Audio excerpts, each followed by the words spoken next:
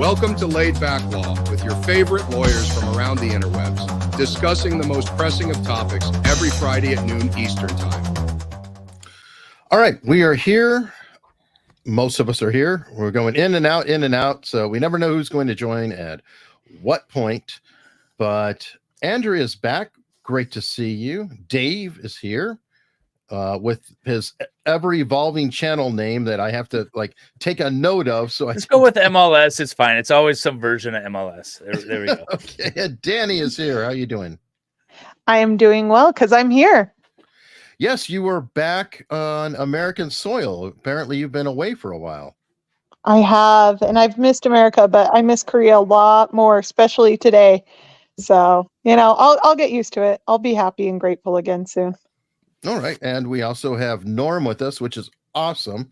I'm going to go and jump and open with Karen Reed. I think Andrea's been covering that case pretty thoroughly and streaming it. And then Norm might have some, questions about that too, since it's, a definite criminal case and seems to be some shenanigans possibly going on. Oh my Lord, this case is nuts. My life has been pretty much all Karen Reed all the time, except for the crazy stuff that happened in Coburger the week before this last week. Everything I'm watching right now is just a little bit mind blowing. But yeah, so Karen Reed, I mean, it's been an incredibly busy week. This has been the week where the Commonwealth has finally at long last started to introduce some of what they have that I guess passes for technical evidence, forensic type of evidence, because we spent a long time just going through the accounts from the people who were at the scene, the initial first responders, the folks who were at the waterfall, and the home of Brian Albert, where the party was being held, where Mr. O'Keefe, the decedent, his body was found on the front yard. So we've heard a lot of the stories about people's memories and things like that of the night. But as far as actual physical evidence of Karen Reed's involvement in this homicide, we're just now finally starting to get into some of that. And yeah, boy, major shenanigans coming out in court just yesterday. Critical piece of evidence for the Commonwealth concerns a damaged taillight on Karen Reed's right rear passenger side. The allegation seems to be she struck John O'Keefe with this side of her car and broke her taillight. There are photographs of the car in the possession of Canton Police Department with a clearly very broken taillight. We heard evidence last week from the forensic scientists. Police had gone back out to the scene over the course of several weeks, collected what starts to sound like acres and acres of taillight plastic. I mean, just massive amounts of red and clear plastic. I mean, extremely large pieces, lots of this stuff. But at least some of it, one of these forensic scientists was able to physically piece back together like a puzzle, match it up, and fit it to the taillight housing that came off of the back of Karen Reed's car. So the question becomes, when did this damage take place, right? Karen Reed is basically asserting that there is video of her backing out of the garage at John O'Keefe's house at about 5 a.m, the day that his body was discovered. We just saw this video yesterday, and you can see she clearly strikes his car in this video with the passenger side in the taillight area. So her allegation appears to be whatever damage there was to her taillight, it was caused at that point in time. And it was only after the car was in the possession of troopers Michael Proctor and Yuri Buchanek and taken over to the Canton Police Department Sallyport that the rest of the taillight damage was then created and documented and used to basically frame her for the murder. So there's all this competing video evidence to try to establish what is the condition of the taillight when. Her car is seen on ring camera video at different points in time.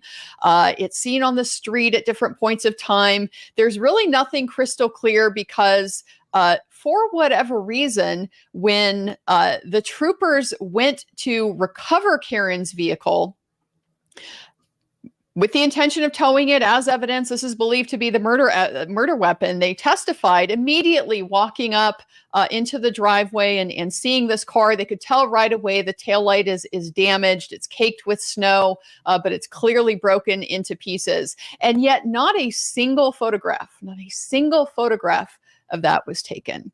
So we're having to piece all of this together from just collected drips and drabs of video evidence that is, from my perspective, at least so far, very ambiguous. So the shenanigans yesterday happened because the day before, Trooper Buchanan had authenticated video surveillance footage from the Canton Police Department Sallyport when the vehicle is being taken in. Testified, true and accurate copy depiction of what was the conditions in that Sallyport at that time, the events that took place.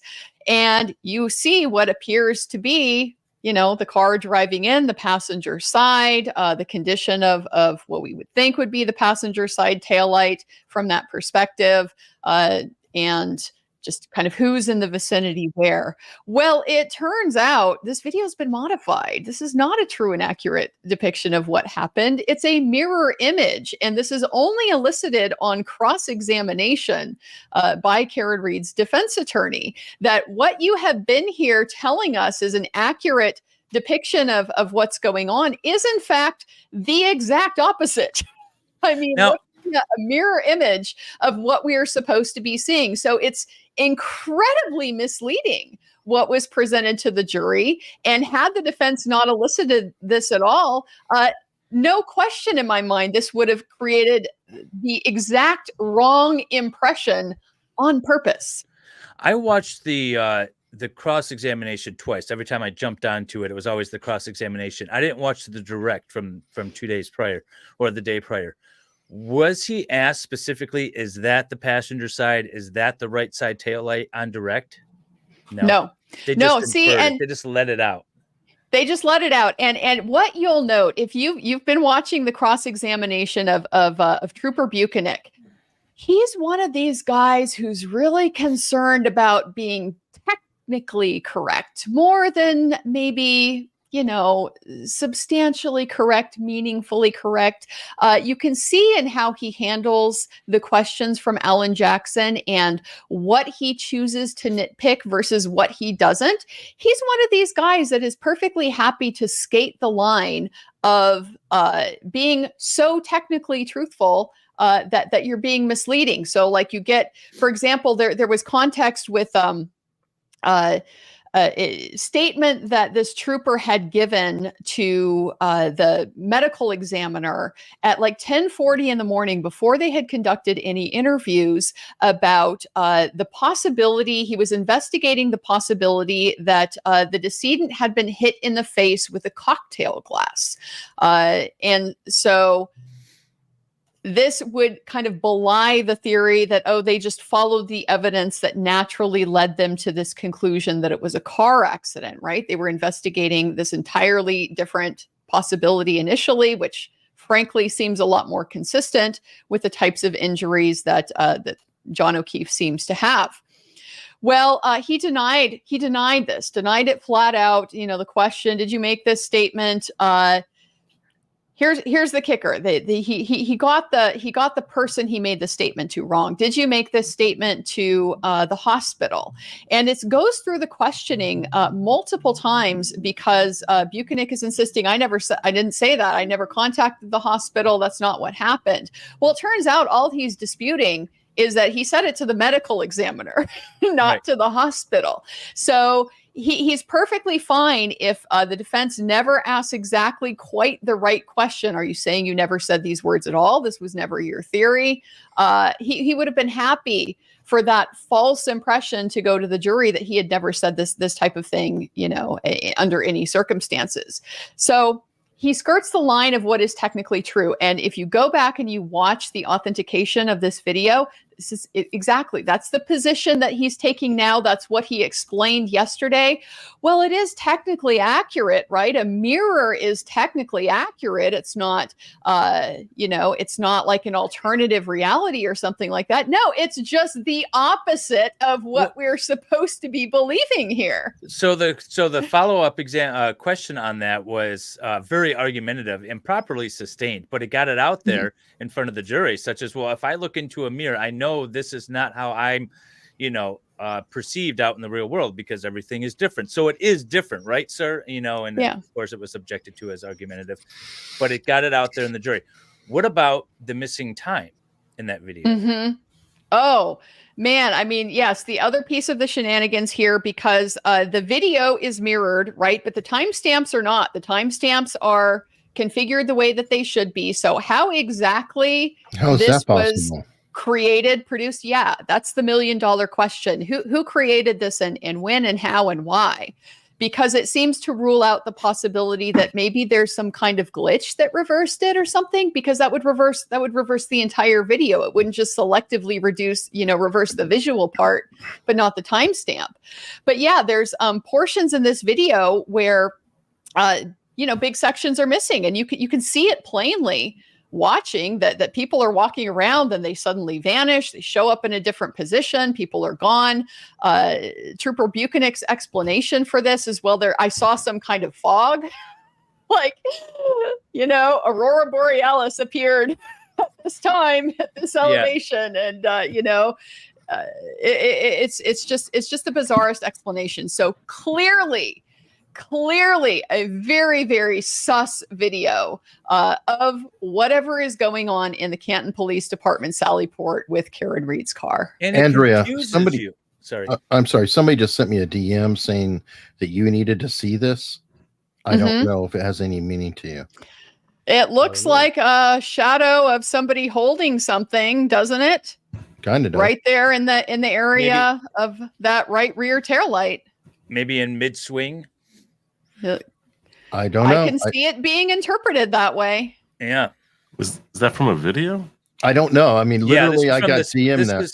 This is the Sallyport video that we were just discussing, except it's been flipped the correct way now.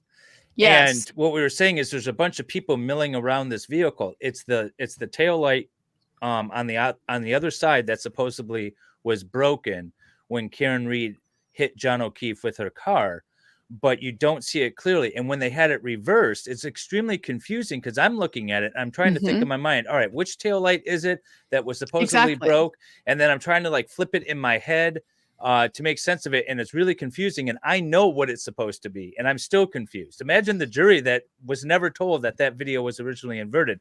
Now you got somebody standing there with something.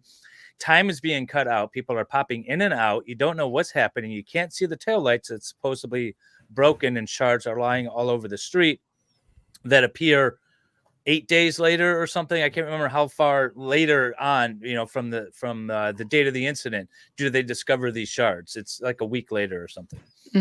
Yeah, it's over the course of several weeks. I mean, it's this very bizarre collection process, because the very first time that anybody is out there at the scene, it's the day. It's within 8 hours or so of John being found.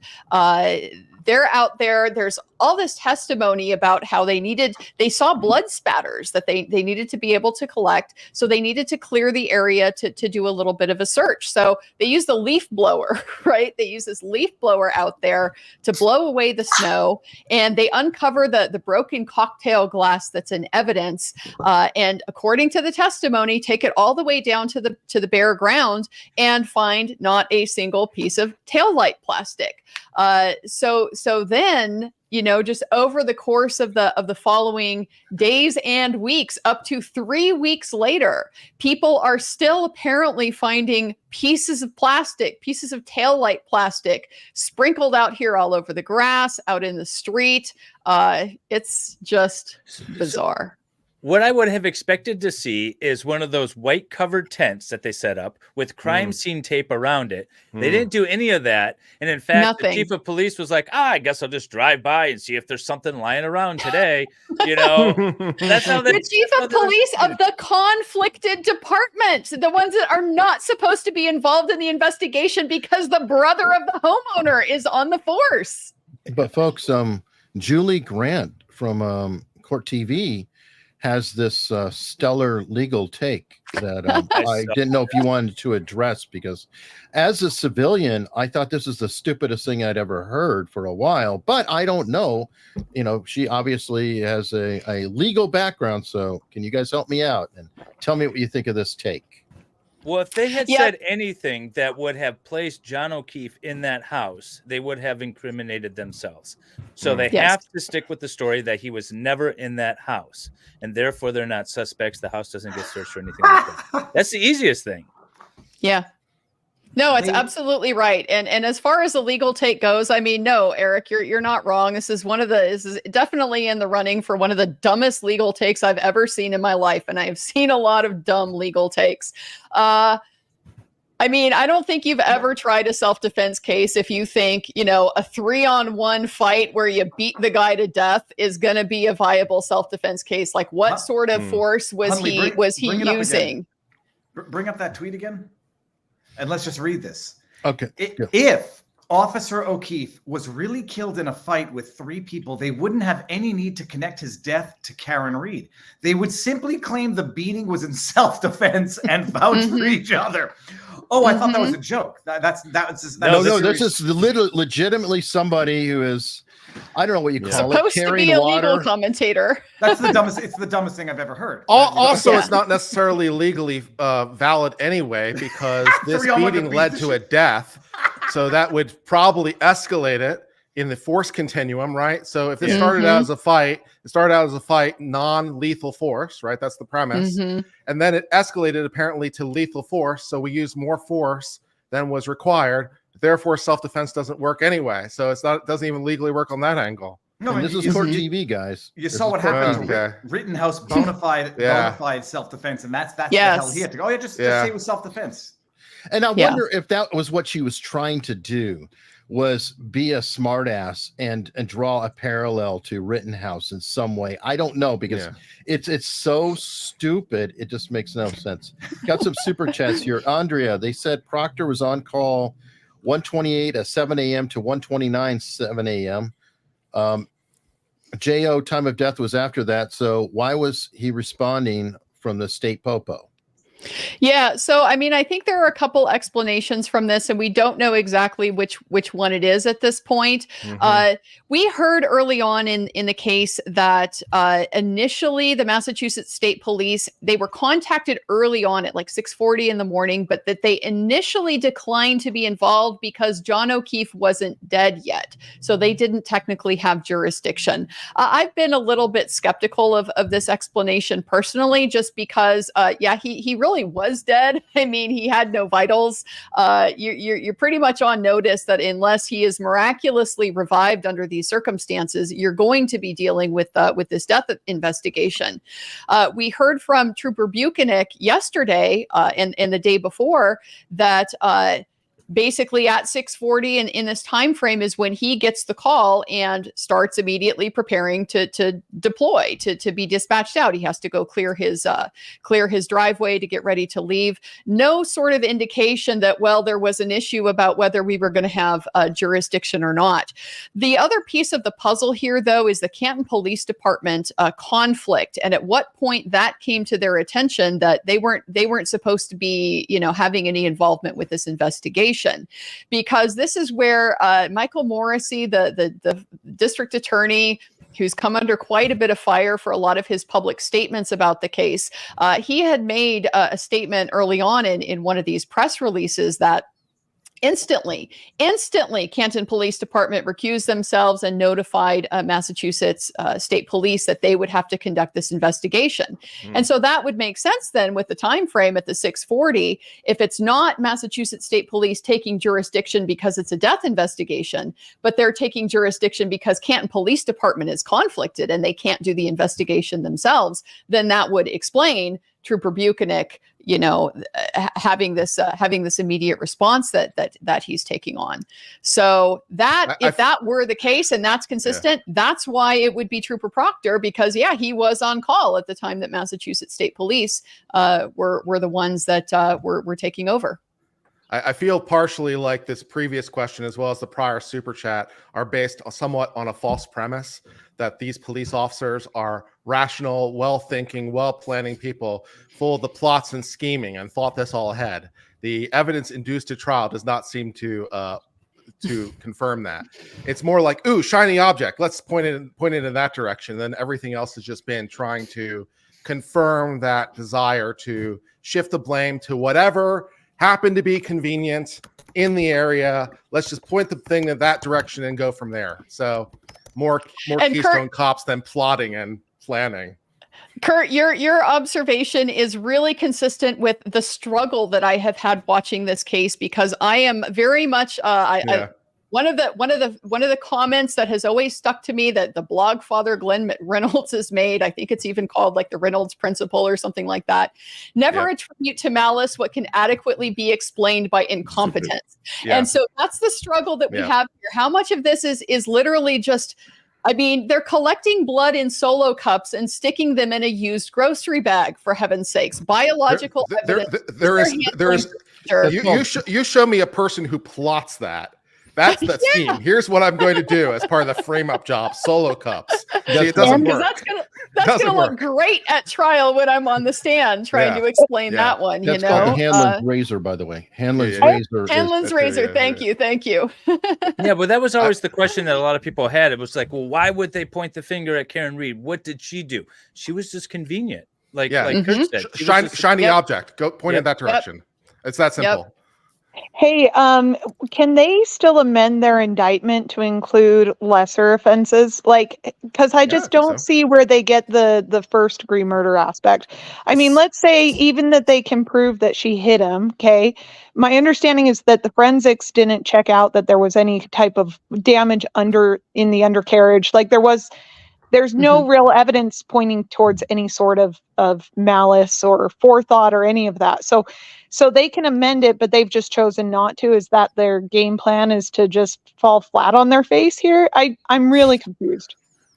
So she is charged with a manslaughter already as an alternative. And it's a manslaughter based on, basically being under the influence and causing a death. So up to the time they rest, they can amend and pretty much add anything as long as it's not prejudicial to the defense. Once they rest, though, they're stuck with that murder and anything that is, a technical lesser included offensive murder, meaning basically all of the elements of murder minus one, or minus two, something necessarily included in that charge. I've been working on trying to look at the Massachusetts law, which is it's just for some reason very obscure on this issue in terms of what exactly are the lesser includeds that they could potentially go with, because it doesn't really look like there are many options. So I think it might be a situation where, they're going to be stuck on murder or potentially this voluntary manslaughter, which requires them to prove the intoxication, which is a whole fuzzy area as well. So. Not I'm necessarily sorry. a whole lot of backup options. I meant involuntary manslaughter. So, but even then I'm just not, I'm still lost and confused as to the state of his body. And I thought I heard testimony that there was a cop that was going around and waiting for the snow to melt. Sorry, I had to check out there for a second. And then was collecting evidence as the snow was melting. Am I crazy in remembering that? No, that's what they said. That's what he said. But Trooper Buchanan said he advised his troopers that they should start taking the route. They should cut through this street on their way to work so that they can keep an eye out for evidence as the snow melts. Oh, so stalk and harass this poor woman. I mean, it's just I hope that the taxpayers of Massachusetts are happy. right? Mm-hmm. That's all that matters. Mm-hmm. This case led to an audit of the police department and a federal investigation. So I think the right courses of action are being taken. We'll see. Mm-hmm. I'm curious if she is found not guilty, if it all is just going to go away, or will they actually look into this further and maybe somebody will start ruling. You know it will go away, Eric. You know it will go away because they'll just say the jury got it wrong. You know it. They're never going to change their mind and backpedal this far down the road. Essentially, Chininator, I think that the common belief of people are that there was some sort of altercation at the party he was attending. He perished, and people scrambled to cover up what actually happened. I want to be careful with what I say because I don't. Mm-hmm. But is that a fair assessment of what people believe may have actually happened? Yeah, the party was at the home of a Boston police officer and somebody who's very well connected in the community. His brother is a police officer with the Canton Police Department. So yes, the working theory is that they are the ones that are responsible for his death, and they are using their resources and their reach to pin it on Karen Reed. All right, well, I'm going to shift gears to a somewhat lighter subject. Well, sort of. Oh, he did it. He went there. Okay, I'm really glad you brought this up. I have thoughts about this. I'm a prior pageant girl myself, so that I was a have some joke. No, No. But this is why I brought it up, because everybody is going off and around about this. This is not the Miss America pageant. This is not the Miss that America people think. pageant. It's very important. The Miss America pageant has these candidates here. They Right. look pretty typical to a pageant. That is another pageant that is specifically designed. Can you go up for a second, actually? Yeah, was there Miss Hoover there? No, I saw Chrissy. I saw Chrissy Mayer 'Cause there. that's weird. Up. One more row. There is a Miss Hoover. No, one more row still. Keep going. Keep going. going. There you go. Alana that she looks just like Chrissy Mayer. There's similarity. A little bit. Sure. Wow, we went back for that.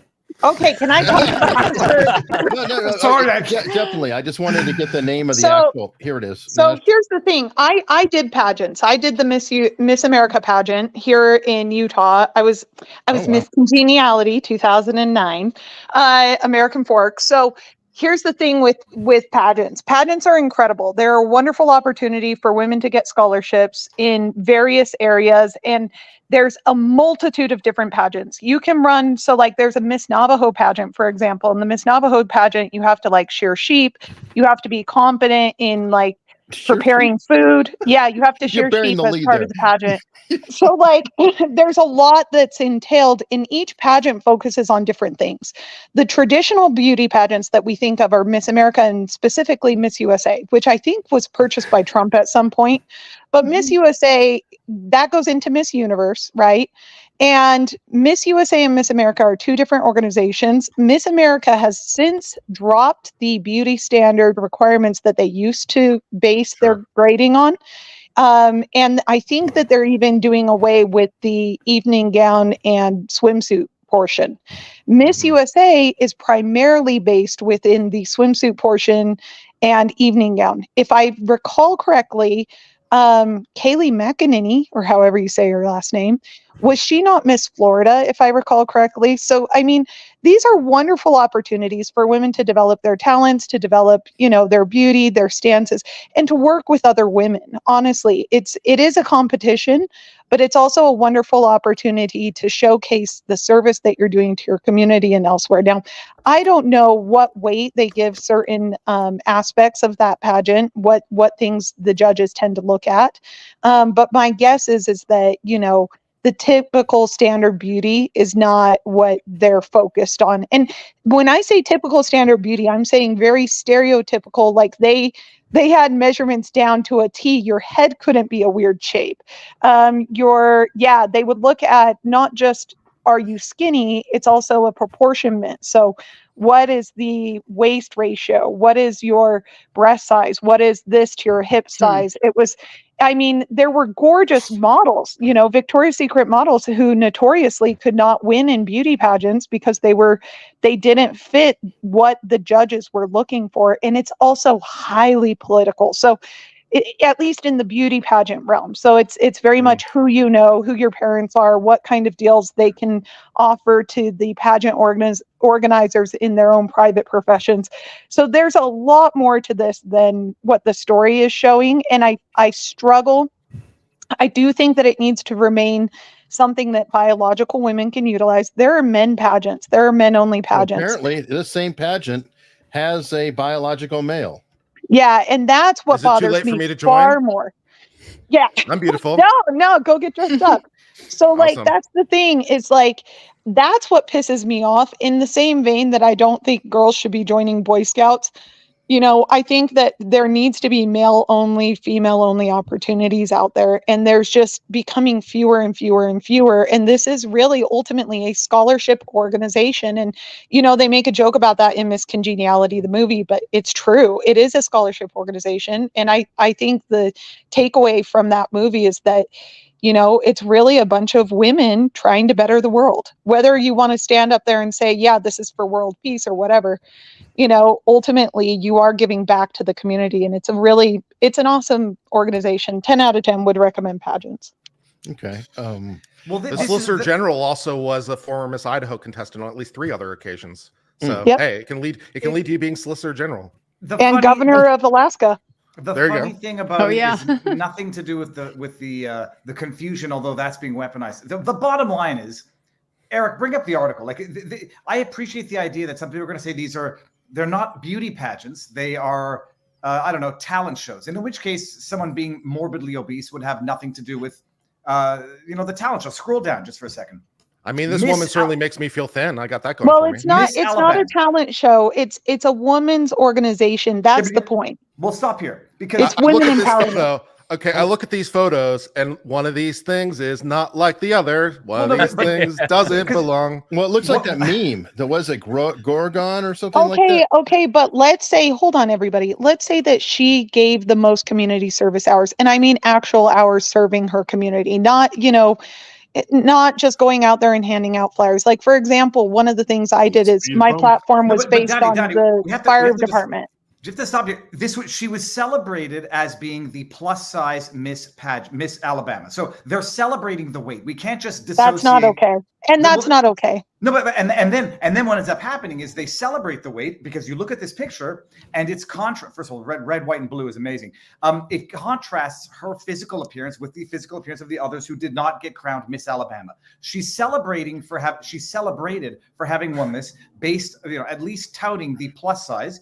And then the internet goes crazy. And then they come out and say, oh, you guys are purveying fake news because she's not the Miss Alabama from the Miss Alabama pageant. As if that makes a difference. She's Miss Alabama from the Alabama. Well, it does make a difference. Come on, David. The only way it makes a difference is if this was a plus size pageant. But I agree with you. It's really not okay to be pushing toxic weight on any female, on any young woman, period.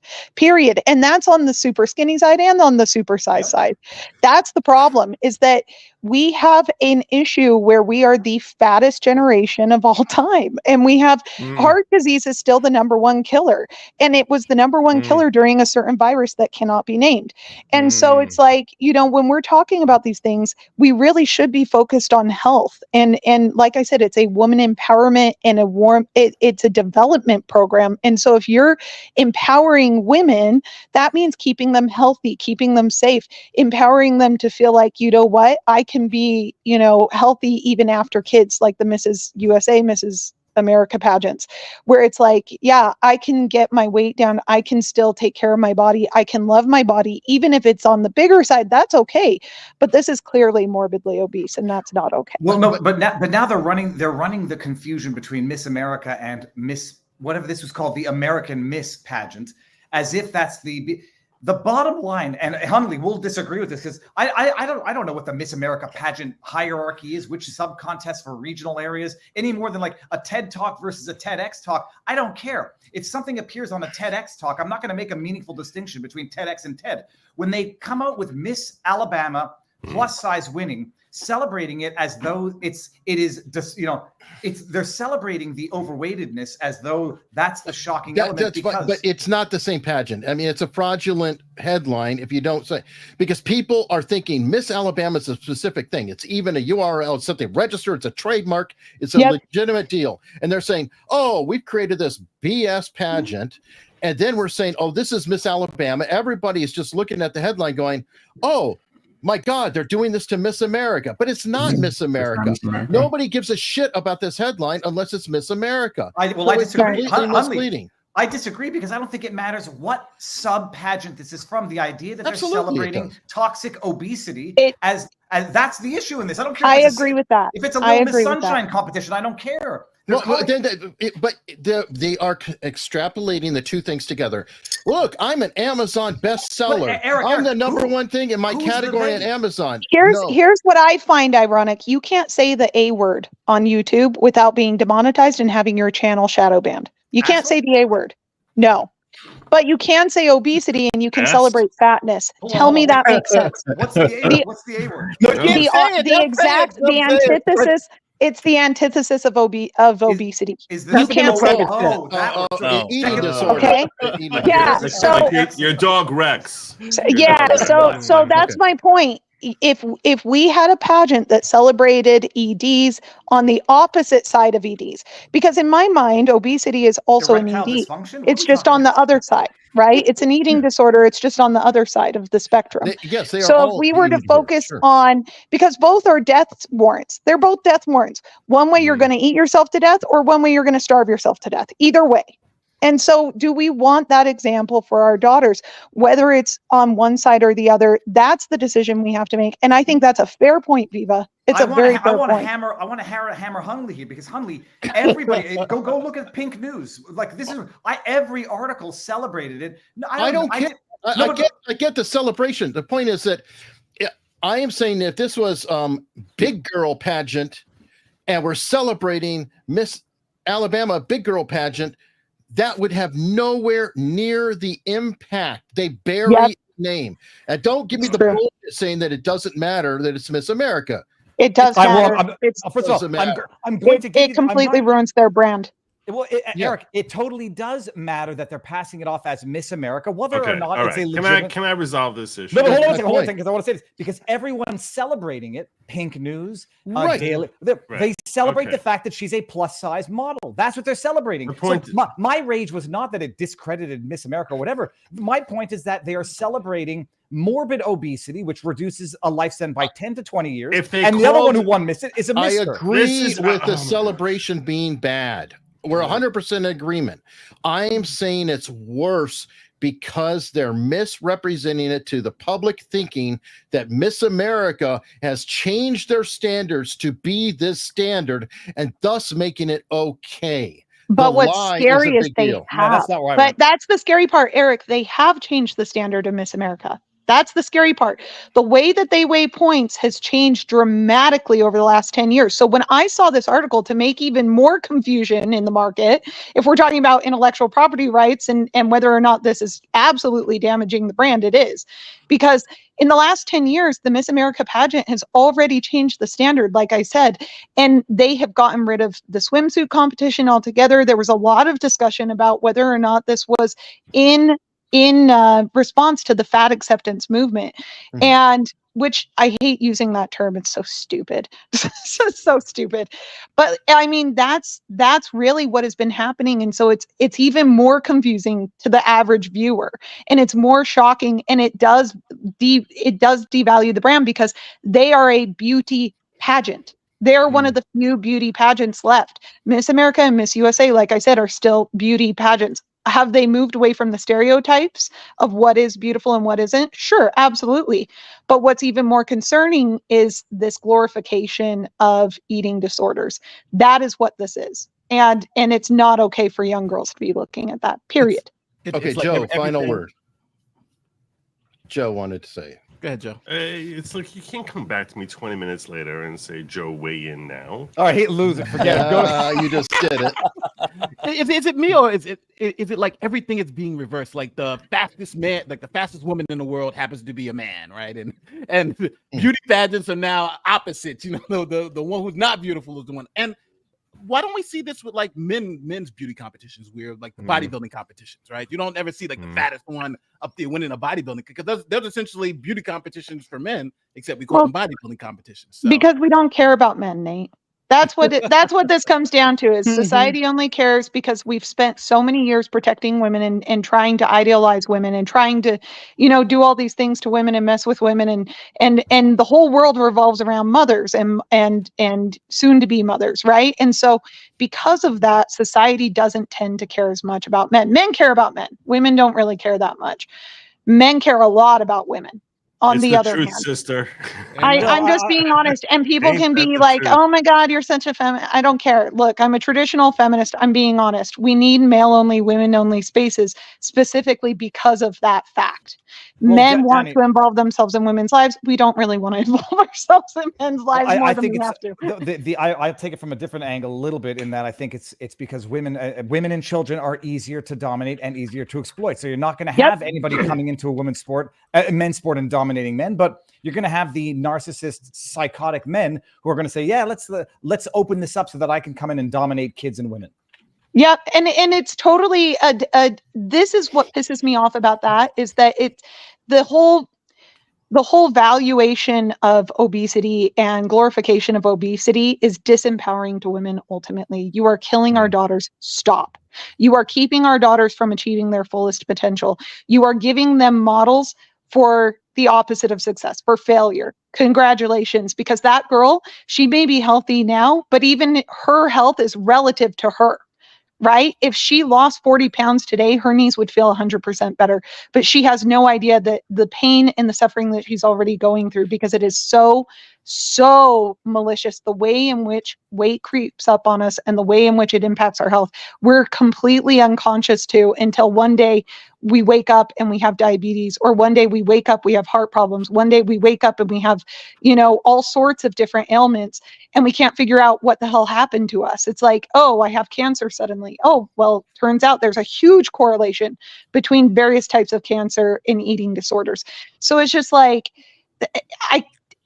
okay, I'm going to stop. My whole thing is, I believe in women. I believe in women empowerment. I want women to be the healthiest. I want to see them. What did I say? I said it's an empowerment. Pageants are designed to empower and develop young women into being their best selves. And if you're taking away from that, it's a waste. Danny, but what about the psychological component to it? Because everything you talked about was the physical component to it. But I think the argument on the side would be psychological, right? These women who can't lose weight, who are they want to kind of be accepted. They want to be in these spaces. They want to feel like women too. And if you have this model of a woman, it's kind of like, well, just because I don't look like that, I don't feel like that. So there's this psychological component to it. And that's what all these pageants and stuff are trying to kind of push back on, right? Hey, there's a bunch of women out there who can't gain weight because of their psychology, specifically because of their psychology. And guess what? EDs are outside of their control. Most people think, oh, they just have body dysmorphia. They just need to eat more and then they'll gain weight. It's not that simple either. But we don't parade around a bunch of women who are starving themselves, do we? For the exact same reason, because we don't want to glorify that type of behavior. We don't want to glorify it. Is a disease. Both spectrums, both ends of the spectrum are a disease, and it's unfortunate and it's sad. And if you want to have a plus size pageant, well then, hey, go for it. But do not come to me and say that, oh my gosh, there's all these negative consequences now because we've created these role model structures that we don't want to have. My question is where are the disabled folks? Where are the girls who have serious facial disfigurement and scars? If you want to talk about inner beauty and providing a model of strength and courage, go put those girls up there. Go put any girl who survived a serious fire and gone through a burn camp. Okay, that's what my whole platform was raising money for our local fire departments and for the hot shots here. They do wildfire control and raising money for burn camp. That's all I was focused on because my mom's a burn survivor. I grew up with burn survivors. You want to talk about inner beauty? There is nothing more beautiful than someone who has disfigurement, scars, disabilities, who, despite all of that, come out, put on a nightgown, and say, you know what? I'm beautiful just the way I am, and I'm okay with that. All right. And the market has rejected, like Victoria's Secret did that. Victoria's Secret just did that, and they did that, and that failed like dramatically. They had to kind of jettison that whole thing. Yeah, too, but that's because they weren't sales, making any right? money, so. Sex sells. Sex is always going to sell, and what is stereotypically sexy will always sell. But pageants are different. The intention of a pageant is empowerment. All right. Well, while we're on that, we're going to shift to the sexiness of gay frogs. And David, You mean hermaphrodite frogs? And you know what? This man was on top of it. All of you guys have freaking microplastics in your balls. I And know you know that. what I that know means? that. More I know that. estrogen. I know Okay, that. I'll shut I know up. that. Sorry. I know that. Anyway, this is breaking news literally this morning. Apparently, he has agreed to sell off his assets to pay off his debt to the bankruptcy court. Now, David, I know that you were involved last week. You talked to him. He came on the show, everything. So can you catch us up on, what's going on? Or I should say Viva, I guess. Who the hell is David, and why would You? Okay, I'm joking. Well, first of all, I thought actually, he meant MLS also, by the way. When he said that. Maybe that's why I said. I'm going to have Chase Geyser on at 3 or 3:15 today. Chase is, Alex Jones's right-hand man on InfoWars, so he's going to come on and talk about it. I didn't want to do a follow-up video on last week because I still have questions that I don't have answers to, and I wouldn't be able to answer them. I don't know how this works out in favor of the creditors of Jones. I don't understand how they are liquidating assets while the appeal is still pending in Texas, because they're going to liquidate the assets, kill InfoWars, and then if it's overturned in appeal where they say, yeah, $1.5 billion was a bit exaggerated, it's only $50 million, and they could have paid that off had they kept InfoWars in business. I don't understand how this is in the best interest of the creditors, the families, based on their judgment credit. So Point of order. Say it again. Point of order. When you lose a judgment, you can still collect on the judgment while the appeal is pending. No, I understand that, but I don't understand why or if the Joneses team in Texas didn't ask for a stay pending appeal, because they will potentially irreparably harm the creditors, the Sandy Hook families, even if a court says, yeah, you're only entitled to $50 million. Well, you killed the golden egg or the golden goose. The point is not the money, Viva. The point's not the money. The point is to shut him down. Yeah. But if I was reading an article about this, and if I read it right, the people that were asking for the sale to occur was the supplement company, not the creditors to the debt. So it was Jones's other company that was the one that was asking for the sale of InfoWars, not the creditors on the other side. So it looked more like Jones was doing it as some sort of mechanism to try to escape bankruptcy by getting the assets transferred from one hand to the other, if I understood the article correctly. Well, that is another detail, that it was the emergency motion that was presented Sunday was presented by the supplement company, which I think is Jones owned directly or indirectly. It didn't explain how the CRO, the court receiving officer, whatever they call it, or the court restructuring officer, was allegedly coming in on Saturday or Friday to shut them down before that emergency motion had even been filed. So it's not clear if that emergency motion filed on Sunday was in response to the CRO's attempt to already shut down Jones. So the strategy-wise, I don't understand, but just the bottom line. And I appreciate, Nate, because in Texas, they can collect on a judgment. In Connecticut, it's automatically stayed, from what I understand. And so, they're going to liquidate the assets. We'll see who the secured creditors are. This might screw the families based on their award if it's ever upheld to any degree. So the strategy, I don't understand. Chase Geyser is going to come on at 3:15 and hopefully shed some light on this, and then we'll see. But like going to baseline principles, Jones is obviously the one that asked for the bankruptcy in the first place. Bankruptcy by its nature preempts all other proceedings. That's in the nature of the bankruptcy code, puts a automatic stay on it while the bankruptcy is proceeding. And if you think about InfoWars, the company, if he's asking for bankruptcy, then the question is only twofold. Are we doing a debt restructuring, which is one kind of bankruptcy, or are we doing a liquidation, which is the other kind of bankruptcy? And either one of those results come out potentially. But either way, actually, it potentially makes sense that you are liquidating at least part of the assets of the thing, because that's in the nature of the bankruptcy code. So the fundamental idea that they were trying to, take down InfoWars because it's part of the company that is seeking bankruptcy sort of makes sense from first principles as well. As the bankruptcy he actually act. Today, this liquidation is coming pursuant to him requesting that he modify his original Chapter 11 filing into a Chapter 7 filing. Right. All right. Thank you. Yeah. So for So- chapter 11 is restructuring. Chapter 7. That makes a lot more sense. Okay, yeah, why so- this is happening. Okay, thank you. Yeah. So Who made that request? He did. He made that request because Oh, what he made happened it. was Okay. what happened was the judge in most cases when you have debts, not all debts, for example, what famously is non-dischargeable would be student debt. Typically, But they normal the chapter 11 is normally like is called reorganization as opposed to a discharge under chapter 7. Most debts would be discharged under chapter 7. Apparently the judge in this case has ruled that because they deemed Alex Jones' conduct and the judgments coming consequence as a consequence of the conduct that was willful and malicious injury, causing willful and malicious injury, that he's declaring them non-dischargeable, which is that would be correct. Which, I mean, so based on that, these debts would still actually be out there. Normally in chapter 7, what happened is this: they would basically try to bring you down towards take you to divest your assets, make you sell everything off, allow you enough that you can live off of, and then take whatever they get from those assets and apportion them in accordance with the bankruptcy code to your in order of priority and percentages to your creditors, and then you're done with them, and the debts are all gone. And that's what, I think most people, when they were looking at this initially, were thinking would happen to these various judgments of whatever $1 billion that he owes.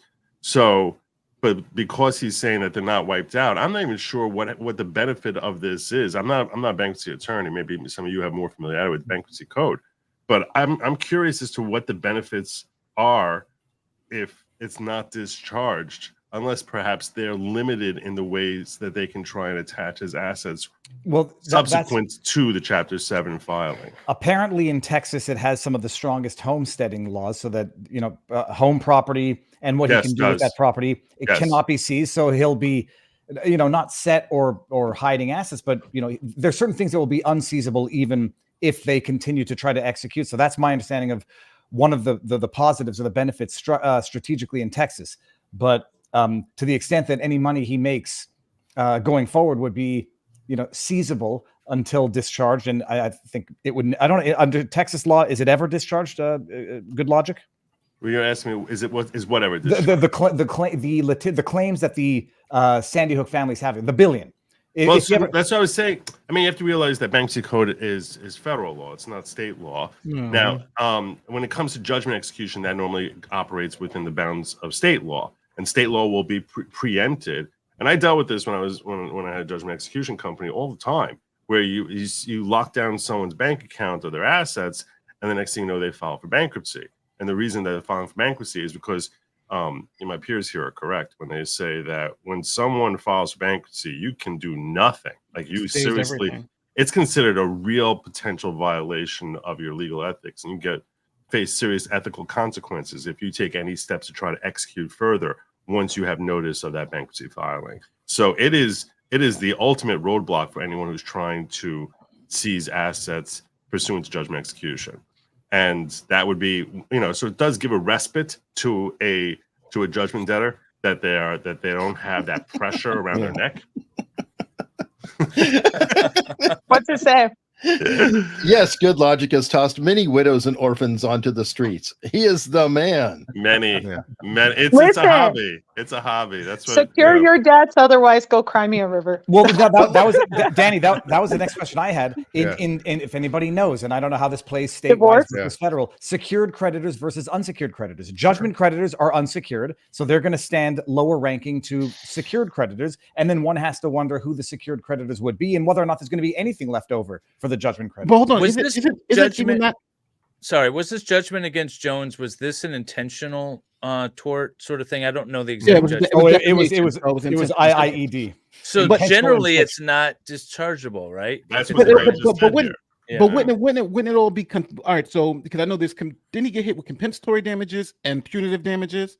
The punitive damages you can't go away from, but the compensatory damages can be mitigated a little bit. So I'm not sure If he was, Yeah, I his or thought her you story. negotiate, but I think Good Logic probably knows better than I do. I thought that you kind of negotiate with those judgments, especially, you're right, based on the damages. That's what I remember. So were these all compensatory or were these all punitive? I'm gonna I Google it think quickly. I think there was They were much both. of- They were both.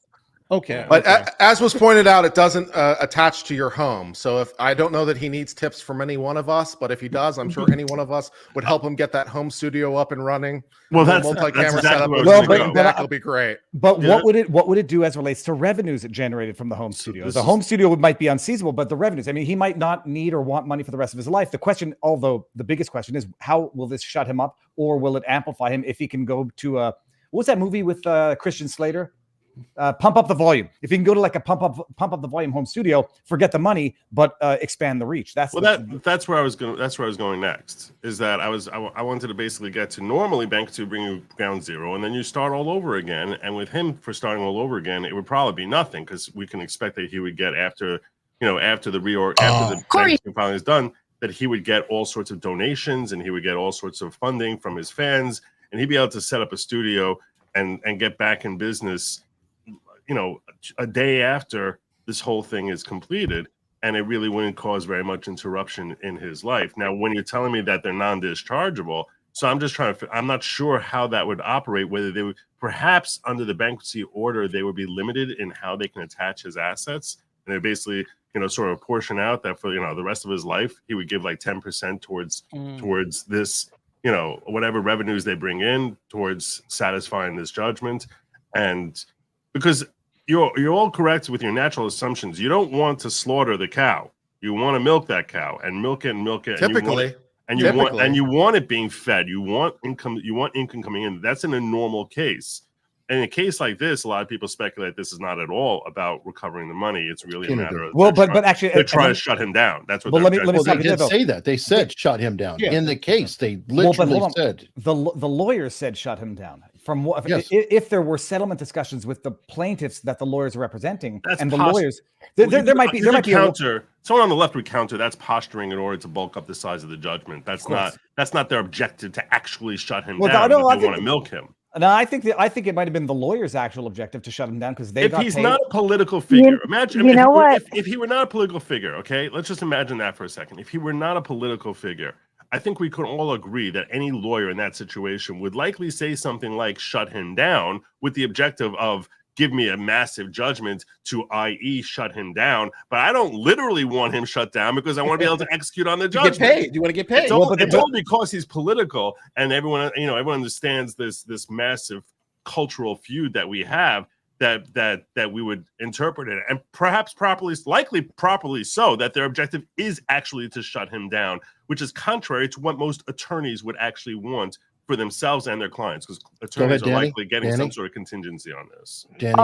I just want to say this really quick. I do think it's funny that he does seem to have this prophetic curse where he can anticipate everything else but what's going to happen to him. If he had that prophetic gift, he would have played this game the way that I suspect Bill Gates did with Melinda Gates, where you get a divorce 7 years in advance of your anticipated litigation and judgment, and you move all of your assets and operating over to your spouse before you go into litigation.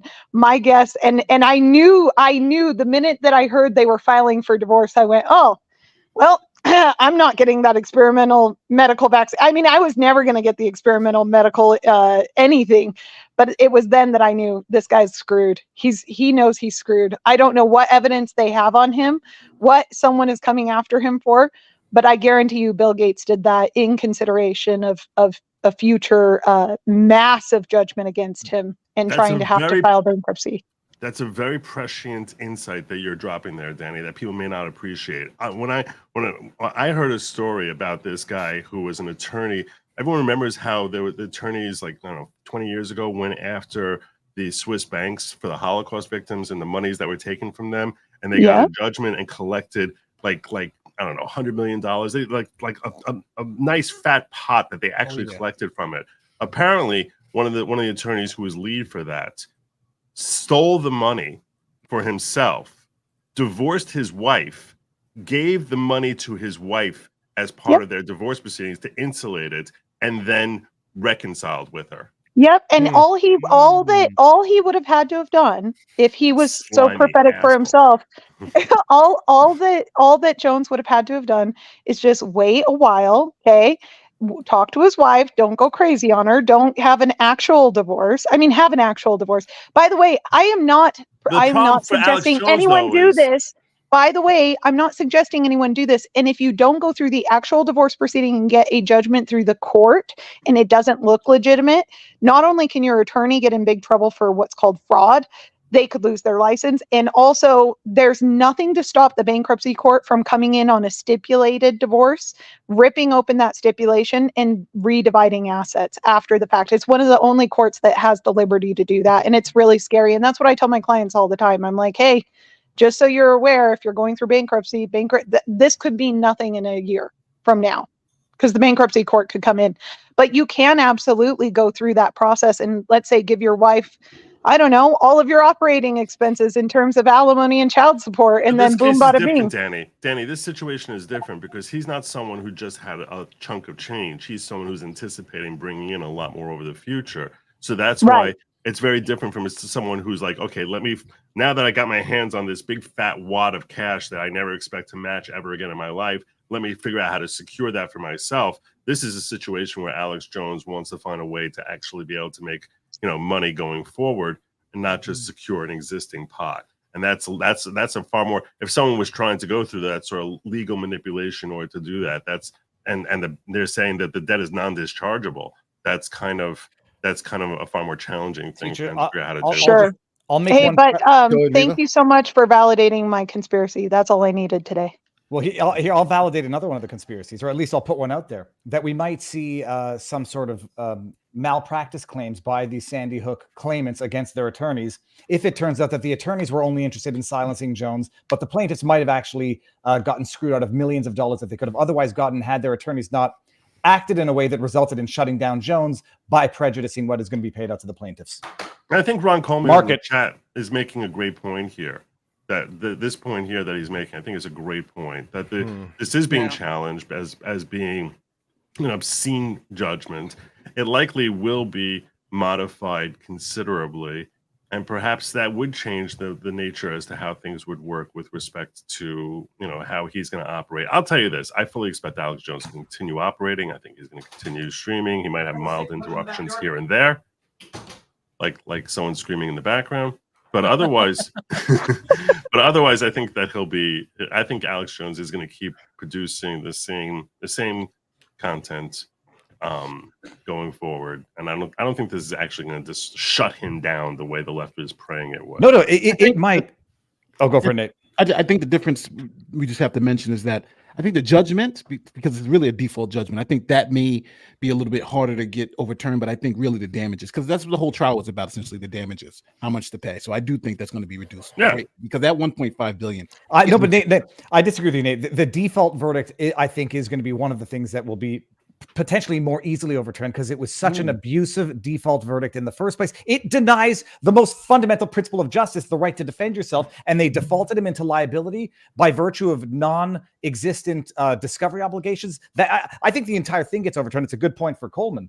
But then it becomes even more malpractice if the plaintiffs were on the verge of a however many millions of dollars settlement in the restructuring. Their attorney said, no, screw it, we'll shut him down. Screws the plaintiffs. It gets overturned in appeal. The plaintiffs say, what the hell? We were sitting on millions of dollars in settlements. Can't it be settled right now? I mean, didn't Johnny Depp and Amber Heard settle after the verdict? Could he come up with, like, say 50, 80 million, whatever it is, through his bankruptcy and say, okay, I'll give you this money. A payment. You want it? And then it all goes away. I'm just curious. It could all be settled, and the appeal could be set aside and everything like that. Yeah. The settlement has to be approved by the bankruptcy judge, at least when they're in Chapter 11. Well, correct? Yeah. Whatever settlement would have to go to the bankruptcy court. All right. Well, let's shift to a subject that I got whiplash on this story, because the story was one thing. It was a video that went viral. The gentleman named Corey Harris. Oh, yeah. This case. Corey Harris appeared on a Zoom court session in his car, driving the car, and the judge said, hey, wait a minute. you're here for a suspended license, but you're driving. Lock him up. And then he turned himself in. He turned himself in. He turned himself in. But then the news came out the next day, day after, whatever it was. Hey, you know that guy, Corey Harris? It turns out that his license was reinstated 2 years ago, and the clerk didn't send the information over, and they got it all wrong. So a lot of people like me on X and others all had to say, hey, turns out that there was a clerical error for Corey Harris. Well, hold on. However, Eric, yes. you're using the wrong terminology. His license was actually never suspended. It was his state driving privilege. No, I know, but I'm telling you the story, how it's being reported. I want to make it clear. Yeah. Well, we're getting to that. Go ahead. I'm sorry. That's how it was reported, that it was happened. Then it came out that it turns out Corey Harris never had a driver's license in his life. Allegedly. No, not allegedly. They look. Are we sure? Are we sure? He didn't pop up and be like, "No, that's not true, Your Honor. I definitely had a driver's license." Did I miss the part 3? Because he got arrested on a suspended part 3 license. is yesterday. Part 3 came out like yesterday, a day before. So they suspended a license he never had. Yes. They suspended his driving privileges. And this is where Nate the lawyer's point comes in. They suspended his driving privileges. That doesn't necessarily mean that he ever had a license. Yeah. Right? And they did it through child support obligations. And so when you owe child support as part of a sanction, the court can issue a notice to Secretary of State to suspend your driving privileges. And so that's completely completely unrelated to whether or not he has a license. But I will tell you, I got screwed over by a clerk who did make a clerical error. I had a bench warrant for my arrest for like 4 years. I had no idea. Okay. I went to take the bar, and you know how it's like there's things on your driver's record after 10 years, it disappears. You don't even see it. So I'm like, oh, I've disclosed everything to the bar. Well, then I get all these notices from the bar saying you're no longer eligible because you lied to the bar. And I was like, what? And I'm panicking and I'm crying, and I come in literally crying, shaking. I'm like, what did I do? And they said, well, we have a bench warrant for your arrest. I was like, what? And so I go and I find out that I had paid on a prior ticket. They had said that I didn't have insurance on this ticket. Turns out I gave them proof of insurance, paid my ticket, and I left. Well, they said, well, ma'am, you never gave proof of insurance. They never put it in the system. And so all of the state of Utah thought that I had no insurance, and that explains why I couldn't get insurance and why I couldn't get registration for my new vehicles for years, because I couldn't figure out what was going on. So we just registered it all in my husband's name. Anyway, long story short, this is an ongoing problem. That state is not the only jurisdiction that has this problem. And I have serious issues with the constitutionality of revoking people's registration. They didn't get it wrong. He was still driving without a license. Correct. Yeah, he never had a license. So how does anyone get to a point in their life where they just decide to start driving a car without a license? It's hard, David. The way this story kind of he never actually had a license, but in Michigan, if you don't pay child support on time, they suspend your driving privileges, which I think is like ridiculous because if you know, how's the person going to pay? Also unconstitutional. Yeah, it's ridiculous. But anyway, they suspend your driving. In my opinion. But I don't know if you have a constitutional right to driving, but they suspend his driving privileges, and his driving privileges are done. So then eventually he gets his driving privileges reinstated, but he never actually had a license. He just had a state ID. Now, in most states, you can only have either a state ID or a driver's license. He every year had to go re-up his state ID. So he only has a state ID. He got his driving privileges reinstated and then keeps driving as if he has a driver's license. So that's why when he got pulled over by the police, he actually admitted to the police that he never had a driver's license. And that's what got caught up. But everyone else, when I think USA Today, when they looked into it, they saw that his driving privileges had been reinstated and reported to the world that his license. I don't think that's the right term, Nate. I don't think driving privileges, but it would be he had the right to apply for a license, not that he had a privilege to drive. I think that's misleading. Let me ask the question. Well, hold on. Before, just to answer Eric's question, the judge specifically said driving privileges because let's say if he was in another state, he could have had a license from any other state, Kentucky. Right. He says Kentucky. He could have driven in any other state that Kentucky allows you to drive, except he couldn't drive in Michigan because his driving privileges in Michigan would have been suspended. Was he or was he not wrongly detained then for the 2 days he reported to prison? No, he was not wrongly detained. Okay, well, cripe. Now I got to go correct the tweet. But Mother, wouldn't he? Hold on. Wouldn't he be detained on the wrong, like, legal basis? I mean, he's not. He was. Yeah. It wasn't a suspended license because it was driving without a license. Right. That's the thing, because he was originally arrested and detained on for driving on a suspended license, according to the court and what we heard. But it wasn't a suspended license. He was driving without a license, and I guess privileges were so suspended. under Michigan law, it's driving with a suspended, revoked, or no driver's license. It's under one statute, so it would still be the same statutory issue. So it would have been the same statute. Oh, okay, then no. Sorry, Viva, you have to change your tweet. And also, as we've learned since then, retroactively, there was another valid reason to detain him for those 2 days because he had another outstanding warrant for driving without a license in a different county. So they could have detained him on that basis too. No, it's amazing. Like I sat there and I waited on the story. I was like, okay, first of all, I felt bad for the guy because I felt it was so mortifying for him. He's sitting there and it's like, oh geez, I'm driving and I got to go turn myself in. And like, I thought I waited a day and it's like, oh, good thing I waited a day. New news came out. Now I didn't wait a day enough. So for everyone out there, he was doing a live court hearing on a suspended license, went to jail. Turns out the clerk comes out and says, his license should have been reinstated or whatever. And then the day later, turns out he never had a license. The privileges were revoked and he never had a license to revoke in the first place. Back to jail, I guess he's going to. The dude lied in the courtroom when he was being confronted about never having a license. Do you know where you were December 28th? But this is where with Nate, hold on. This is where with Nate, I kind of get what's going on. I'm sorry, you guys all grew up in privileged circumstances and you're going to disagree with me, but I'm going to head you off right now. If you've grown up, you don't have parents, you don't have anyone to teach you any better, and you grew up with everybody just having an ID and going to the DMV for an ID and not realizing you have to take the test, you have to do those things. Mm-hmm. I'm giving him a giant block of salt. Okay, so take this with a giant block of salt. I'm just saying. I am 99% I think it's reasonable. Sure. I think it's okay to also assume he may have been confused. I am 99% sure that his paperwork for the ID says this is not a license to drive. I'm sure it's on the form every single year. Also, literally in that hearing, hold on. This is what happens when I try to be nice.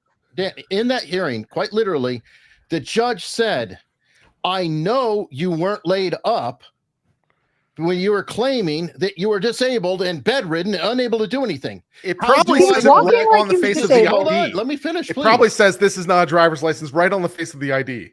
Okay, let me finish. He literally but hold on 1 second.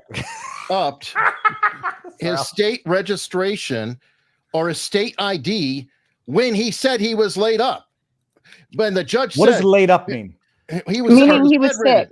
He was bedridden and not able to do anything. And the judge said, you were not able to do that. And he said, yes, I was laid up at the time. He said that in the courtroom. And then the judge pointed out, oh, by the way, you did get your ID renewed. So he did. Why am I so patient with bullshitters? Why do I even give any credit to people? I'll tell you this. My whole perspective on the story has done a complete 180 ever since I heard the tales of woe, a little orphan Danny, and no, but when I got the hard knock life.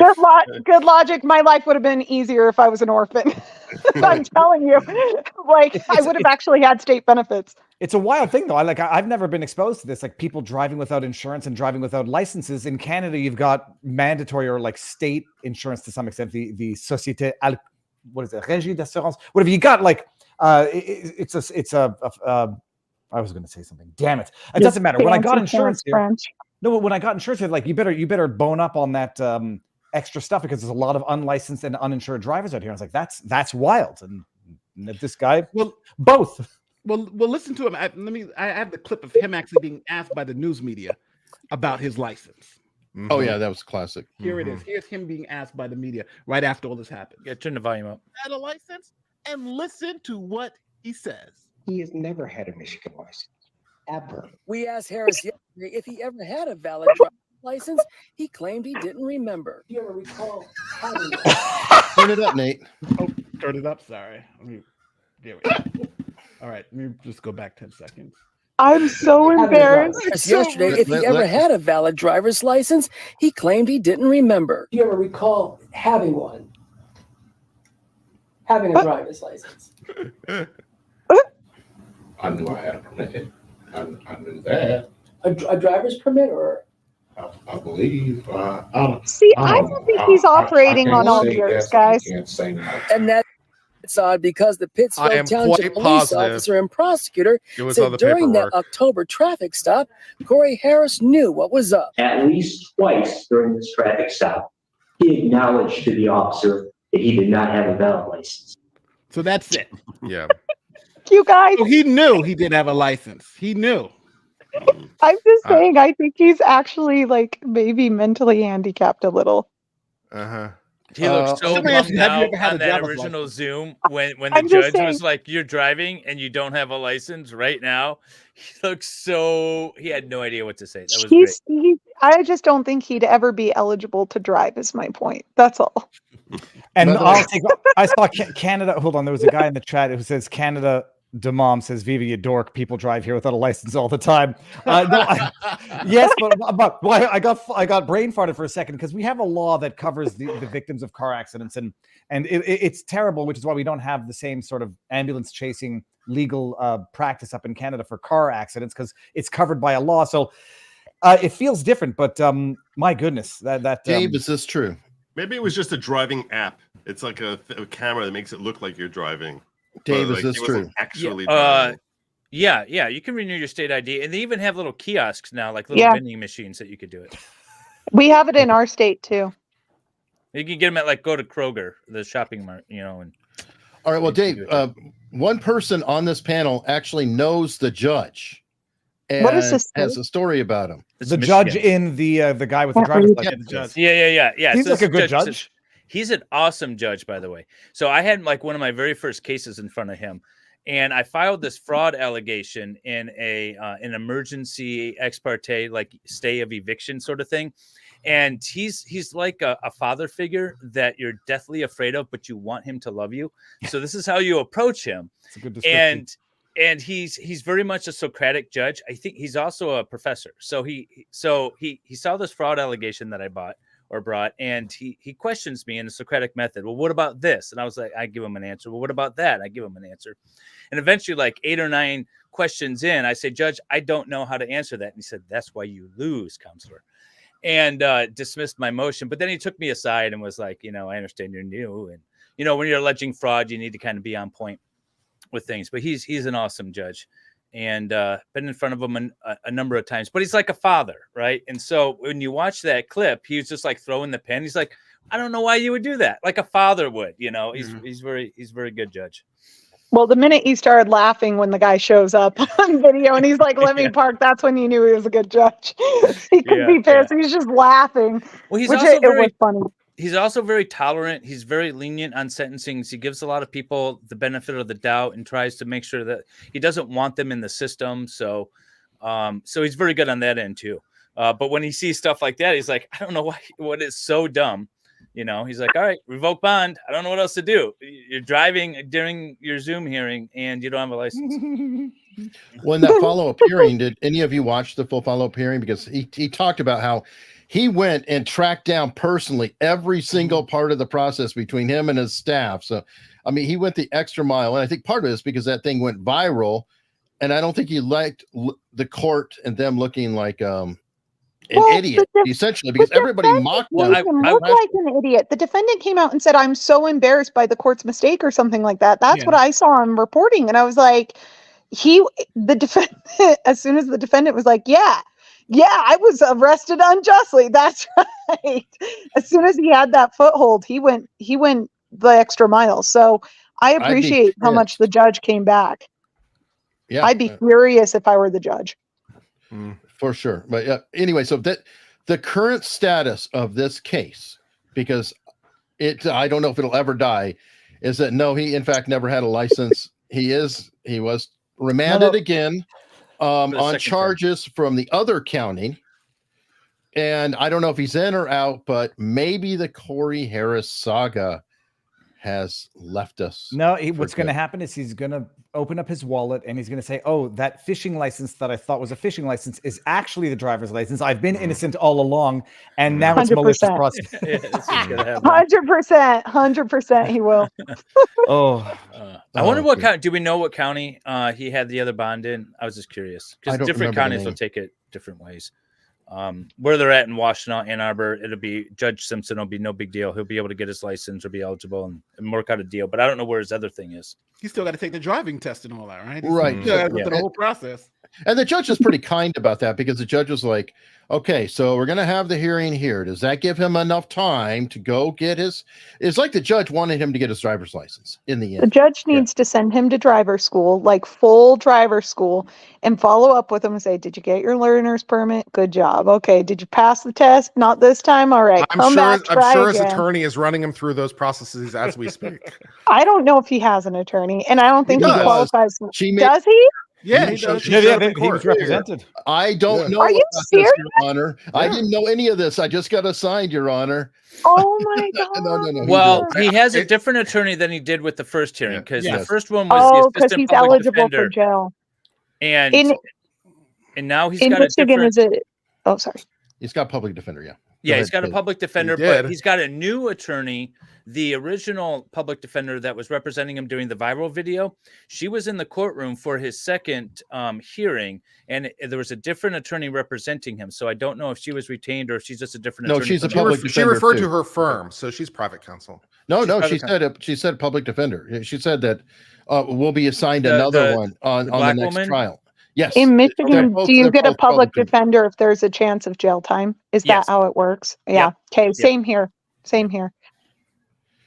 So, all right. I'm going to shift to one more story. This is breaking news. We did talk about this story the other day because I keep harping about these different programs and things that are saying true story and whether they really are true stories or not true stories. The baby reindeer phenomenon, which has gone explosively worldwide, that is essentially about a stand-up comedian who was stalked by a female named Martha, who very closely resembles somebody in real life, or at least what they represented. And that person came forward on Piers Morgan. Oops, let me add this up. This person now is suing Netflix officially, I believe, for defamation. There's a lawsuit attached. Is anybody else following this besides? I think Dave might be following a little. I'm following it. I read through this case. By the way, that's not her. That's the actress. That is the actress. Yes. But it's crazy. Within days of the first episode dropping, because apparently they did like press releases and some interviews and stuff and things surrounding this.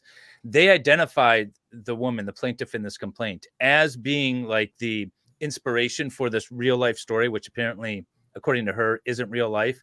And so people are contacting her on social media and otherwise saying, are you the stalker? Did you go to prison for this and that? It's insane that everyone was able to find her like within 24 hours. Well, that's because they actually published tweets that Fiona Harvey put. So they said, oh, well, let's look at it. Here are these tweets. They showed them in the show. They went to his timeline. They searched and they said, well, voila. And then the actress does kind of resemble her, to a degree. They're not twins, things like that. So they very quickly identified her. Then, by the way, there's been a follow-up interview with the first person who claims that Fiona Harvey, this is the real life person, she claims Fiona Harvey stalked her. She has gone on Piers Morgan and said that the Netflix producers, she said, this actress did such a great job. She was just like her, looked like her. Her mannerisms were the same. And there's been a giant question about duty of care that Netflix made somebody so identifiable that she could be identified. They labeled the program as true story. And I think the crux of it is that they stated in the program that she was a convicted stalker who served time. Did she? No. Yeah. Well, at least according to her in the pleadings. Well, but so then is there someone else who's that person, or did they mischaracterize her? They said she. No, but they didn't. Hold on. They did not say she. She has said she. Yeah, and she said people it's have me. They said it's someone reasonably, else. yeah, and people can reasonably assume it's her based on her own tweets, like Eric was saying, and also based on literally everything. This woman is. I think the issue they're going to have. I don't know how UK law works. Eric, we talked about this last time with the attorney you brought in. Yes. And his take is what did he say? There is no defamation per se, but that it's not done by a jury, it's done by a judge. And then if there's any actual falsehood there, this filing is they in could be. US, so it is US law. The US, I feel like they might be okay here. I'm serious because I mean, it's one misrepresentation, but I don't know. They might be in a little bit of trouble, but they're going to have such a hard time proving damages. Who's any Richard Gatt? damages? Well, she's not a public figure, right? Yeah, so She wasn't until now. Yeah, the negligence Well, thing, the defamation would be great for her. She's not, but she claims that there was tortious interference with her business, her opportunities and everything else.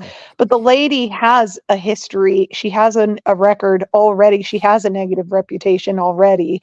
I mean, is she even an attorney still? Was she ever an attorney? All right, can we pause? Because I feel as if I'm probably not alone in being the only one who feels like I walked into this story midstream. So Baby Reindeer, Reindeer. Let's start with this. Baby Reindeer is a Netflix series. Yes, I'll explain it real quickly. And what's the overall nature of this Baby Reindeer? Let me explain it. Baby Reindeer is a Netflix series written by an individual named Richard Gadd, who is a stand-up comedian. He wrote this multi-part thing. It was based on a one-man show that he used to do touring, stating that he had a stalker who was following him, and he spoke about his experience with this stalker and what it did in his life. Okay. This that was got part of his turned bit. into Part of his bit was to tell the story over his correct. own personal if I may ask, also, what were why some is of the everybody disappearing? I don't know, but I'm dropping out in a few minutes. Also, what were some of the elements of the alleged stalking? Well, let me finish the story there before I get into it. But he said that she was this person stalked blah blah blah blah blah. The series, when it came out, became incredibly viral, and internet sleuths were like, "Who is this person?" Because they stated this is a true story. They released this as a true story. This was really what happened. He was really stalked. Da da da da da da. And in the show, they showed, all the standard stalking, 37,000 emails. That's a lot. A few, yeah. Tweets, this, just all the standard stuff, showing up different shows, all kinds of stalking behavior. And then they finish in the series, they show this person saying, are you guilty? I'm guilty, stating that she was then convicted of stalking and served 8 months in prison. Okay. So Internet Sleuth said, oh my God, who is this real person? Let's go look up Richard Gatt. They very quickly identified her, made this information public. She felt like, now this is Fiona Harvey. So the character's called Martha in the show. And Fiona Harvey came forward saying, I've been harassed by these people. I want to have a right of reply. I think it's a British thing.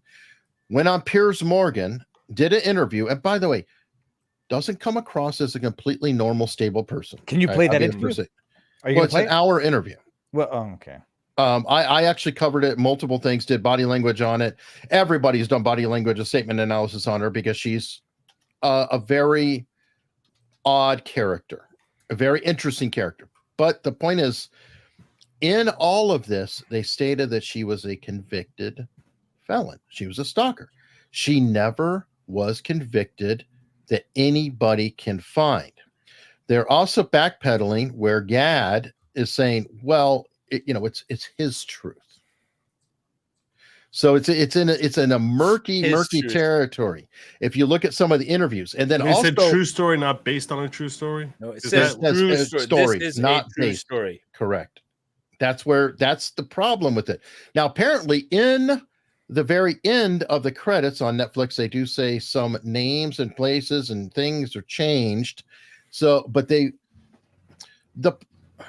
it's a problem because nobody would give a shit about this story if it wasn't a true story. I mean, it's a well-written, well-acted piece. Great. And if you just said as well-acted, piece of fiction or whatever, people would probably like it. But I don't think it would go viral. Yeah, Kurt, you've it's been really apparently quiet. one of the #1 shows right now. I don't know on anything Netflix. about the story, so I'm Okay. listening. Yeah. So it's one of the it's the biggest show on Netflix right now. It's gaining views and it's on track to be Netflix's biggest show. Yeah, it's like And Tiger King level. I think the underlying issue is that they said this is a true story, and they were able and people on the internet were able to connect enough dots to this actual woman who really exists and really had lived in the same area and could have been around at this time or whatever, or maybe even had some contact with this particular She did. Yeah. Yeah. With the stand-up comedian and the show writer and stuff like that, to the point that they identified her, but she doesn't have a criminal record. She's never been convicted of stalking. And you see it in the complaint, all the messages that people are sending her and things like that. So she's getting inundated with this and essentially being harassed as a result of what Netflix put out. And a lot of the complaint, it says Netflix could have done some due diligence. And they simply didn't. And because Netflix didn't do any due diligence, is part of the reason why they think that they're liable under a negligence claim.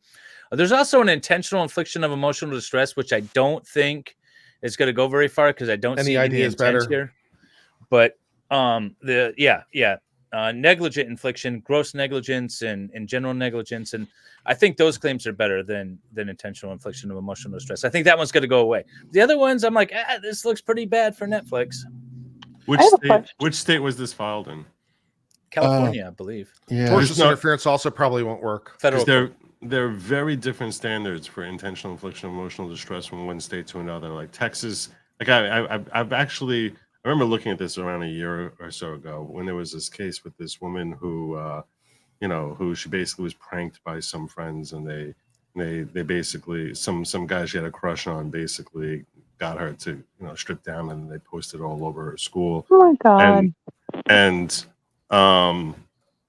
so they and Texas has this very weird standards. So that's why that's the first thing I compared to what we have here in New York. That's why I was asking the state. I'm not familiar with California standards but the difference between intentional and negligent, in general, if we can perhaps clarify that for the audience. So obviously, when you're talking about intentional infliction of emotional distress versus negligent infliction, one key element is whether the efforts were to actually humiliate the person, right? To cause them emotional distress. And if it's negligent, I think the standard generally in most states, I'm giving you an overarching 50,000 high view, is that when you talk about negligent infliction of emotional distress, you have to establish more damages normally. You generally have to establish some sort of economic damage too first before for negligent infliction, and then that economic damage as sort of. Don't you also have to specifically normally do physical injury of some kind? Or don't you have a per se? That's a physical manifestation normally. There's there has to be a physical manifestation that you have to get treatment, that you're vomiting all the time. There has to actually have to see. You not can't the person sleep. saying, What about per se? Yeah, What about not the per person se? just saying my feels were hurt? What about What do you per mean? se? There's no such You're thing calling her as per convicted se. felon. I thought there was There's no such- defamation. No, that's per on se. by defamation. We're talking about per se. negligent infliction of emotional distress right now. I have a Defamation question. is defamation per se. Doesn't she have a duty to mitigate some of her damages? I mean, the fact that she's the one who came out and said, oh, this is about me, and that she's holding herself out as a public figure. My question is the court going to look No. at that objectively or subjectively when it comes to that aspect? Because she's claiming she's a public figure. She thinks she's No. actually bigger than she is. I was wondering if you were going that way, Danny, when you first started talking about English law or British law, because I was wondering if there was some sort of affirmative duty for her, like somebody said about she has the right to retort or reply or something. And I didn't know if that sort of required In her to England, she certainly does, but I I mean, wonder arguably she is trying to mitigate her damages. Arguably, she's going on there to say, no, this is not true. And she's trying to take advantage of whatever opportunity she can to mitigate. So she's but there. the things that the things that she's agreeing are true do rise to the level of stalking. I think the only thing that Netflix is going to get in trouble with in the States, at least, is going to be the claim that she was in jail and that she spent time in jail. Verifiably false elements to Yeah, that's it. That's the only verifiably false element that I can hear. I don't know. I think it's going to be interesting. Sounds like I'm hoping that it maybe gets some standards set to where we can be clear. Now, again, if it said based on a true story, then you've got all kinds of latitude on that. But then the whole "this is a true story." Anybody watch Fargo? Yeah. Well, guess what? The movie- Every the single movie or the episode of series? Fargo says this is a true story, and it is 100% fiction. So we've got the whole problem with truth versus factual, and maybe that's it. Maybe we have to say this is a factual documentary.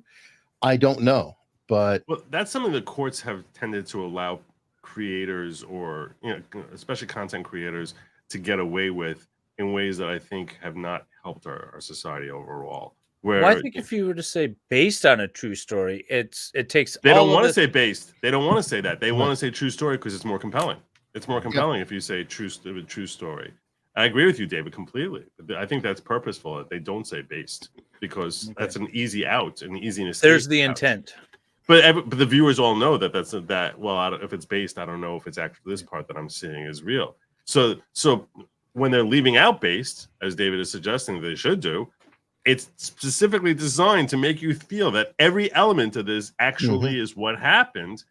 And unfortunately, I feel as if, like so many courts we've seen, primarily in defamation cases, where they just let people get away with saying outright lies and then squirming out of it by basically saying the word literal doesn't mean the word literal.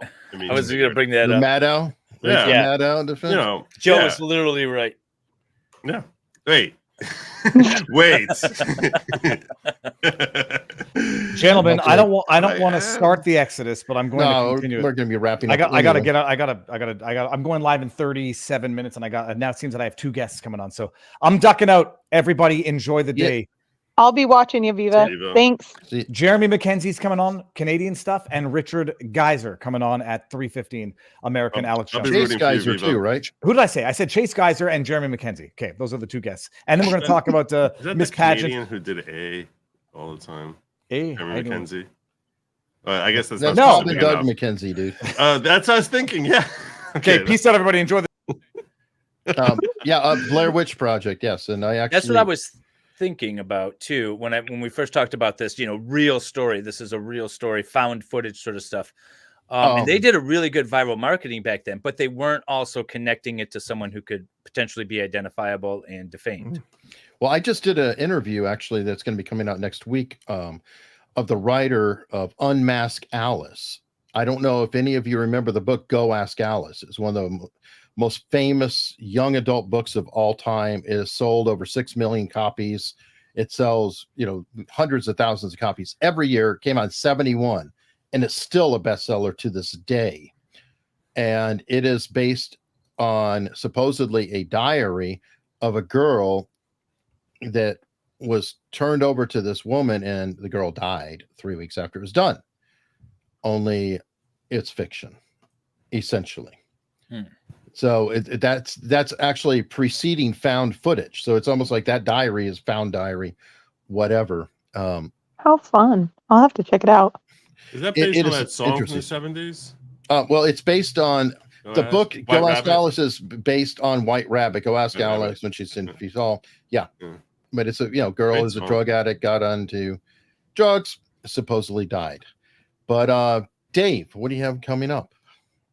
I've got a couple of streams on Saturday. I've got a Jody area stream and on Saturday at noon, and then tomorrow at 7 p.m. I've got a stream when we're breaking down the federal complaint regarding What the Hales, and some of that. I have some lawyers that are involved with the case coming on and joining me and talking about that case. So if you want to join me, 7 o'clock on MLS. There we go. God of Law now. All right. Joe, we're getting there. Joe is at 98,300 subscribers. Yeah. Folks, I actually said that if I get to 99 within the next 2 videos, I mean, I said a couple of videos, which I don't think I will. But if I somehow manage to get to 90 to 99,000, I will do a 12-hour stream to see if I can hit 100,000 at 1,000 videos. Because I'm at 997 videos you see up there. So if I can get to 1,000, if I think that I'm in striking distance, that a 12-hour stream will get me over that hump, I will do one. But that means I'm going to have some pretty strong streams. I started running a counter in the background, but it sort of helped as far as getting people in. But then my own fans will basically F with me by unsubscribing just to see the Your fans are trolling you. I'm gonna have to go subscribe from all of my accounts now. Thank you. Yeah, if we can get me up to 99, I will do it within the next 2 streams I do. So that would be probably, I guess, Monday night is when I would do it. Monday I would do a 12-hour stream. Nice. So all right, perfect. Danny, what do you have coming up? I'm covering the tonsil twin case now that Chad Daybell just got the death penalty, rightfully so. And so I'm covering that case. I'm also going to be jumping into Karen Reed. I know I'm late on the train, but this case is crazy. So I've got to get in on that. And then other than that, I'm trying to get to 24,000 subscribers. You guys go hit that subscribe button. If you do that, I'll be doing a 24-hour stream. So good logic. I'll see your 12 hours and raise you 12 more. So that should be a ton of fun. As always, as it always is on my channel. Don't commit to the 24 hours. That's no, I'm committing to the 24 hours. Dude, I'm a monster. You don't even know. I freaking love streaming. I love streaming. If I wasn't an attorney, I'd just be a YouTuber anyway. So it's a blast. Danny, love it. Chad Daybell, what are the odds of his actually being executed? I mean, is he one of those states where they assign pretty damn high? So it's possible that happen. Okay, because some states it's like, yeah, you get the death penalty, you sit there for 30 years, and that's more likely to be. He'll sit there for about 20 years. I mean, he'll exhaust all of his appeals. He'll get run out of town on all of his appeals. His appeals are bonk. I mean, the guy's going to get the death penalty whether he likes it or not. I think he personally. Defense, did he? I mean, was there a defense? He didn't. And here's the thing. The guy thinks he's the next Joseph Smith, next Jesus Christ. And so for him, this is an act of self-sacrifice and martyrdom. He thinks that this is like a part of his overall plot and story for his life. So I don't think he'll be exhausting all of his appeals. Actually, I think that he'll get the death penalty a lot faster than most. Here in Utah, we run through our death penalty cases fairly quickly. The last one we had, I want to say, was back in, I was working at the governor's office. When was that? 2015, I want to say. Woo. Anyway, we just got rid of, we used to have the firing squad, and I think he was the last death by firing squad. So, and I think Idaho actually just extended the death penalty. Their legislature extended it to, or tried to extend it. I don't know if it was signed by the governor or not, but my understanding is it's now encompassing like SA against children. So yeah, that's going to be interesting. So I haven't looked into their death penalty statute in a second, but I mean, beyond the way that we're planning on expanding it. So I think he's going to get the chair for sure. It was such a well organized, well performed, well done case from the state. Even if he's even able to appeal on one of his issues, he's going to get knocked down at the Court of Appeals on almost every issue. I don't see a single one that's going to be successful. The state did an incredible job. By the way, some trivia in case you guys didn't know this. A very famous company got their slogan, which is one of the world's most well-known slogans, from this gentleman, Gary Gilmore, in Utah. He was the first execution after the Supreme Court reinstated it and let it happen again. He chose the firing squad, and they asked him, "Do you have any last words?" And he said, "Just do it." And that is Nike's slogan. I freaking love that. Even if it's not true, I love that so much. It is in fact true. It is true. Oh my gosh, that's great. Yeah, no, Utah's been very death hungry and pro death penalty for a long time. So, all right. And then you wonder why I am the way I am. Anyway. Kurt. Yeah, so I've been doing a lot of the Karen Reed coverage and recaps. They've been very successful. People have been really enjoying them on my channel, so I've been really enjoying that. I do have to ask anyone who's subscribed if you would like to double check that you're still subscribed, because unfortunately yesterday I made a mistake in the back end of YouTube that basically led to YouTube resending notifications for every single video I've ever produced, ever. So everyone's subscription feed was just filled with nothing but my videos from like 3 years ago, 4 years ago, just constant, nothing but uncivil in the subscription feed. And quite a few people have unsubscribed from uncivil, apparently because they didn't enjoy the endless spam about the uncivil videos. So I apologize for the mistake. If you'd please resubscribe, I'd appreciate it. So mistakes were made, mostly by me. So, you know, good times had by all. Okay, and then to wrap things up in 50 seconds, there's a redirect that is going to Nate and Eric channel. After a long time off, we've officially released our first video with a new format. We're doing something completely different. I think folks might like it. It's kind of looking into the story behind other things. And our first video is about shrinkflation and skimpflation, because inflation is real, and how do companies deal with inflation and pass the cost on to you and hide what they're doing. So all you have to do is hang out and you'll be redirected quite literally to that video. And I hope you consider checking it out and have a fantastic day. Godspeed.